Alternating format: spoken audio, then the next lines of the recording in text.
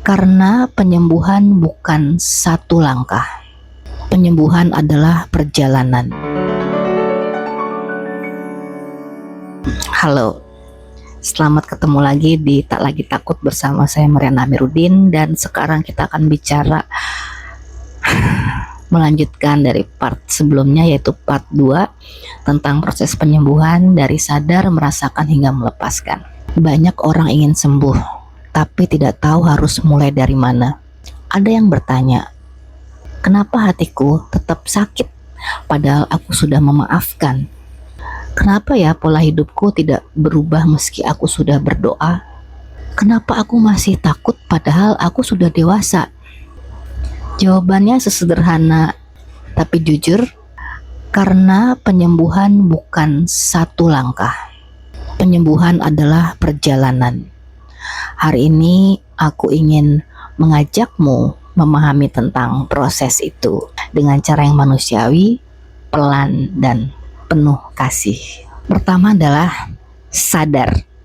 Menamai luka penyembuhan dimulai ketika kita berani berkata, ada sesuatu yang tidak baik-baik dalam hidupku dan dalam diriku. Seorang laki-laki yang selalu marah pada anak dan istrinya. Ia tampak keras, meledak-ledak, tidak sabaran. Tapi suatu hari ia menangis dan berkata, sebetulnya aku takut. Aku takut ditinggalkan, takut tidak dihargai. Aku tidak tahu cara menjadi suami atau ayah. Ternyata ia tumbuh dalam keluarga yang penuh kekerasan.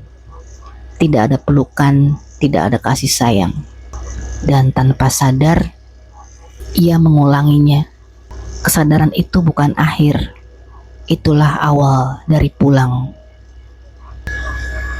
Yang kedua adalah merasakan. Mengizinkan emosi hadir. Tahap ini sering paling sulit karena kita diajarkan untuk kuat, tegar, tidak cengeng. Padahal luka yang tidak dirasakan akan tetap tinggal, menjadi beban di dada, menjadi kemarahan yang akan meledak, menjadi kecemasan yang muncul di malam hari. Pernahkah kamu merasa sesak padahal tidak ada alasan yang jelas? Itu tubuhmu bicara. Itu emosimu yang minta dilihat. Di Pulang Project, kita belajar untuk berhenti melawan perasaan. Menangis itu bukan lemah, marah itu bukan dosa, takut itu wajar. Semua emosi adalah tamu yang datang untuk menyampaikan pesan. Ketiga, memahami, melihat akar yang dalam. Setelah kita berani merasakan, kita akan mulai bertanya, dari mana semua ini berasal? Kenapa aku selalu takut? Kenapa aku selalu merasa tidak cukup?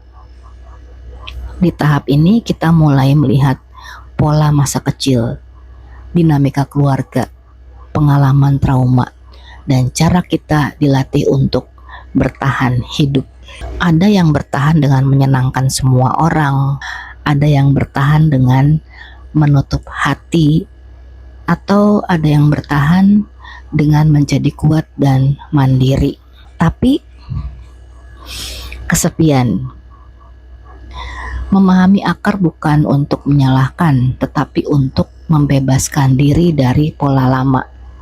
Keempat adalah melepaskan, menciptakan makna baru. Melepaskan bukan berarti melupakan. Melepaskan berarti memberi ruang bagi diri untuk hidup.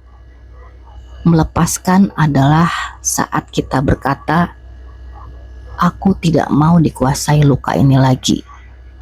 Aku memilih mencintai diriku.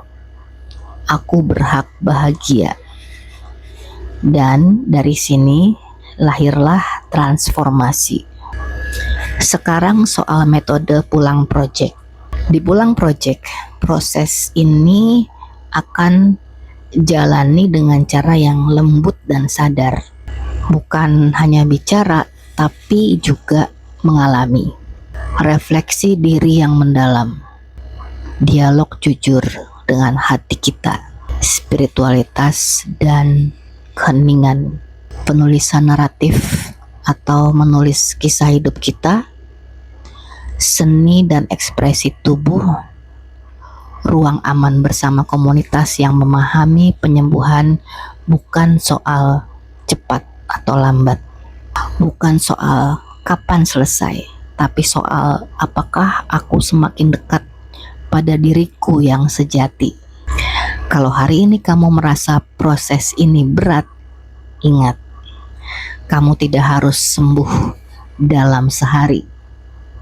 Kamu hanya perlu berani mengambil satu langkah kecil hari ini. Dan Pulang Project ada untuk berjalan bersamamu pelan-pelan, tanpa menghakimi, tanpa memaksa, karena menyembuhkan luka adalah bentuk tertinggi dari mencintai diri. Di episode berikutnya kita akan bicara tentang babak baru. Setelah menyembuhkan luka, lalu apa? Dan apa rasanya hidup tanpa dikendalikan oleh trauma atau luka batin?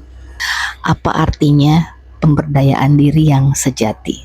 Sampai jumpa di episode berikutnya. Tarik nafas, kamu sedang berubah dan itu indah.